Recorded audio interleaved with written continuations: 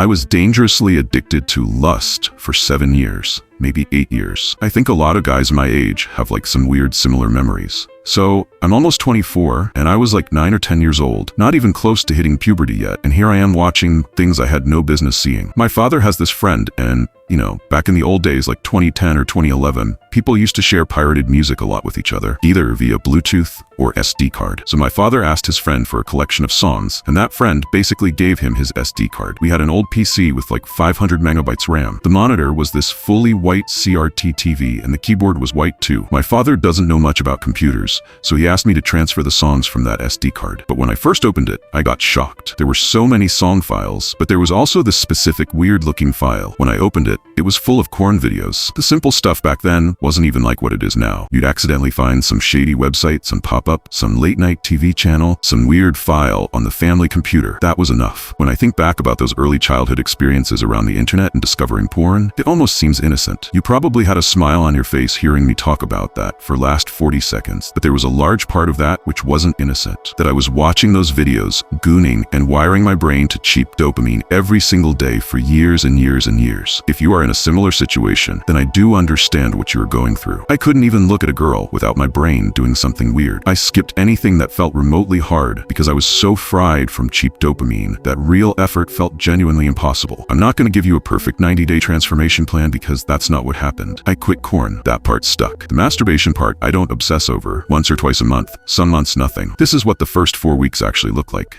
Week 1 is going to try to destroy you. Days 1 to 3 are the hardest days of this entire process. Your brain is going to throw everything at you. Random urges at 2 p.m. for no reason. You will suddenly get urges even though you're trying to study. You have probably noticed that there's a specific place in your house where you usually goon. It could be your bed, your computer desk, or some other spot. That place will suddenly become very magnetic. But I'm telling you, bro, avoid that place at all costs. Your brain has already started associating it with gooning. The night before day 1, open your notes app and write down exactly what Korn has taken from you. Be extremely specific, for example, the confidence you lost, the hours that vanished, the girls you couldn't look at, the work you avoided. Read it back. Let it make you angry, and use that anger against lust. Day 1, you wake up and make sure you do not touch your phone until you have done one productive thing. It could be 1 hour of studying, a walk, or working on your side hustle, whatever. The biggest trap in week 1 is guilt gooning. You get an urge, you resist it for a while, you feel good about yourself, your brain tells you you've already done well today, so a reward is fine, and then you're back to square one, lying there feeling worse than when you started. The guilt after a relapse in week 1 crushes your dopamine even further, which makes the next urge hit harder. That cycle is what breaks most people. Stay physical this week. Go to gym every day. Walk 10 to 12K steps. Do anything that gets you outside and away from the screen. Exercise won't magically fix the addiction. You should do this because your body needs somewhere to put that energy, and your brain needs proof that you can do hard things without a chemical reward waiting at the end. If you get through week 1, the worst part is over. Week 2, the loud daily urges start settling down. You'll still get them, but they feel less desperate. The brain fog starts lifting slightly, not completely, but enough that you notice something shifted. This is the week most people relapse because they feel better and think they're fixed. They're not. Stay exactly as disciplined as week 1. Don't negotiate. Week 3, you start feeling different, not superhuman, not suddenly attractive to every girl within a 10-meter radius, like some nofap videos will tell you. Just clearer, more present in conversations, less in your head. You start noticing that things you were avoiding, hard tasks, social situations, showing up for something consistently, don't feel as impossible anymore. That's the real benefit nobody talks about. Not the testosterone spike, but the return of your actual tolerance for discomfort. Week 4 is when it becomes yours. The habit of not reaching for Korn is starting to feel normal. The mental negotiation gets quieter. You have actual evidence now that you can sit with an urge and let it pass. That evidence is more valuable than any streak number. This is also the week where you decide what kind of relationship you want with this going forward. Obsessing over perfection and tracking every day will make you miserable. What matters is that Korn is gone and the compulsive daily pattern is broken. You already know what it's costing you. You are not even happy with yourself, and you are using this addiction just to cope with whatever you are going through. Maybe you have some trauma, or maybe you don't have a real social life. If you were genuinely happy, would you be addicted to bad habits? Of course not. This is something that we've never discussed, that we've never been told about. We've heard of all these strategies of how to quit lust. Download this blocker. If you download this blocker and then you go onto the porn website, it won't show you anything. There are millions of guys who've got porn blockers and YouTube blockers. I think they are still useful, but relying on them is kind of childish. You need to be so mentally healthy and happy that you would know that if you indulge in this thing again, you would actually feel less happy therapy and less pleasure. So this is it. If you want, you can join my Substack newsletter as well. The next video is going to be related to productivity. See you soon.